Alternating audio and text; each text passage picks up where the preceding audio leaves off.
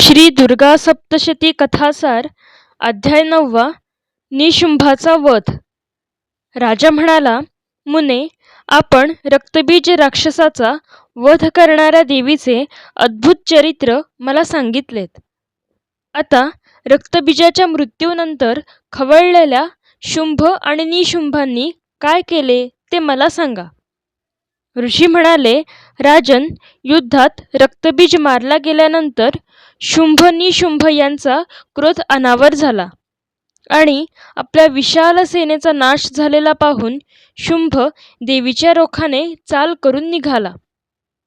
त्याच्या मागे पुढे क्रोधवश झालेले मोठमोठे भयंकर दैत्य चालले होते. इकडे निशुंभ देखील आपली सेना घेऊन देवीला येऊन भिडला. त्यांचे महाभयंकर प्रलयंकारी युद्ध सुरू झाले. दोन्ही राक्षस जलधारेप्रमाणे मोठमोठ्या बाणांची प्रचंड वृष्टी करू लागले. देवी अंबिकेने त्यांनी सोडलेले बाण आपल्या बाणांनी हवेतच मोडून टाकले व अगणित शरवर्षाव करून दोघांनाही जखमी केले. निशुंभाने अत्यंत तीक्ष्ण धारेची तलवार व चमकती ढाल हातात घेऊन देवीचे श्रेष्ठ वाहन जो सिंह त्याच्या मस्तकावर जबरदस्त प्रहार केला. हे पाहून क्षुरप नावाचा बाण सोडून निशुंभाची तलवार तोडून टाकली. तसेच ज्यावर 8 चांद जडवलेले आहेत अशा त्याच्या ढालीचे तिळा एवढे तुकडे करून टाकले. तेव्हा त्या असुराने महाशक्ती हातात घेऊन ती देवीवर सोडली. परंतु ती जवळ येताच भगवतीने चक्राने तिचे 2 तुकडे केले. तेव्हा निशुंभ क्रोधाने बेफाम झाला व त्याने जगदंबिकेवर शूल फेकला. परंतु तो जवळ येताच देवीने केवळ मुष्टीप्रहारानेच त्या शूलाचे चूर्ण केले. तेव्हा प्रचंड गदा उचलून ती गरागरा फिरवली व चंडिकेवर मोठ्या द्वेषाने फेकली. परंतु ती देखील देवीच्या त्रिशूलाने मोडून भस्म झाली.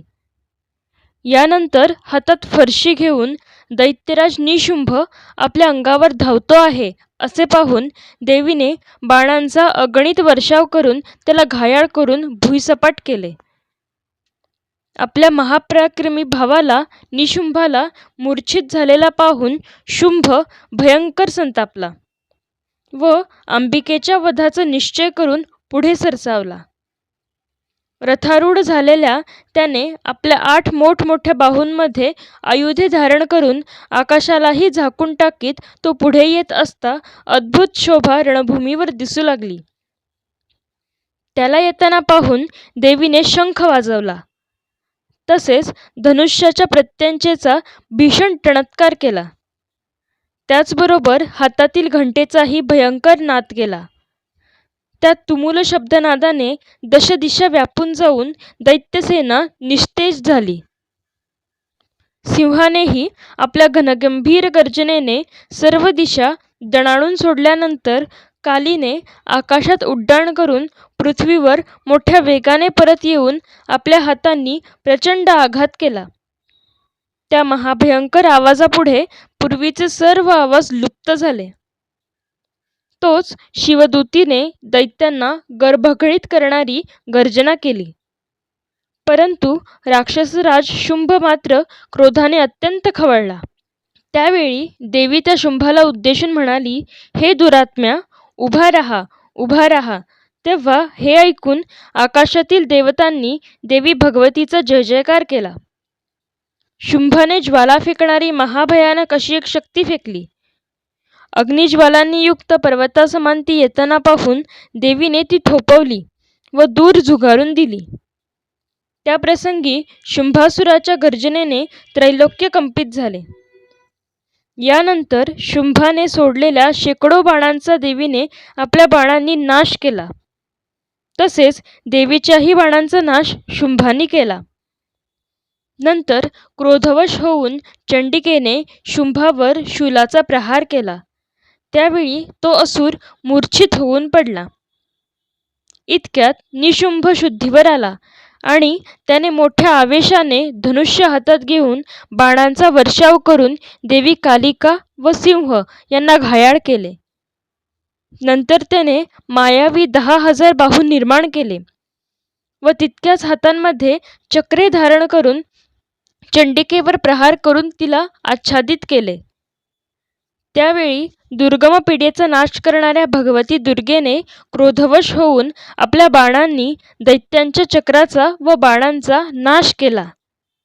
हे पाहून निशुंभ देवीचा वध करण्यासाठी हातात गदा घेऊन राक्षसगणांसह देवीच्या अंगावर धावला.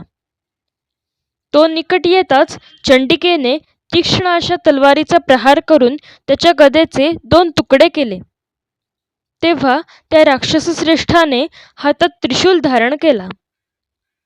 देवतांना पीडा देणारा निशुंभ हातात शूल घेऊन येताना पाहून देवीने त्वरा करून आपल्या शूलाचा प्रहार करून त्याची छाती विदीर्ण केली. इतक्यात छातीमधून दुसरा एक महाबली पुरुष "उभा राहा, उभा राहा" अशी गर्जना करीत निघाला. हे पाहून देवी उच्च स्वराने हसली व तिने आपल्या तलवारीने त्याचे मस्तक छेदून टाकले. तेव्हा तो पृथ्वीवर मरून पडला. सिंह आपल्या भयानक दाढांनी त्या असुराची गर्दन रगडून खाऊ लागला. इकडे काली किंवा शिवदूती हिने सुद्धा शेकडो दैत्य भक्षण करण्यास आरंभ केला. कौमारी देवीच्या शक्तिप्रहाराने कित्येक महादैत्य मरण पावले. ब्राह्मणीच्या मंत्रयुक्त जलाने, माहेश्वरी देवीच्या त्रिशूलाने, बाराहीच्या मुखाच्या आघाताने कित्येक राक्षस छिन्न विछिन्न होऊन पृथ्वीवर मरून पडले. वैष्णवीने आपल्या चक्राने दानवांचे तुकडे तुकडे केले. इंद्राने आपल्या वज्रप्रहाराने शेकडो दैत्यांना यमसदनाला पाठवले. अशा प्रकारे काही राक्षस मरण पावले, काही त्या युद्धातून पळून गेले व उरलेले कित्येक कालीच्या व सिंहाच्या कराल दाढांचा घास बनले. 9वा अध्याय समाप्त.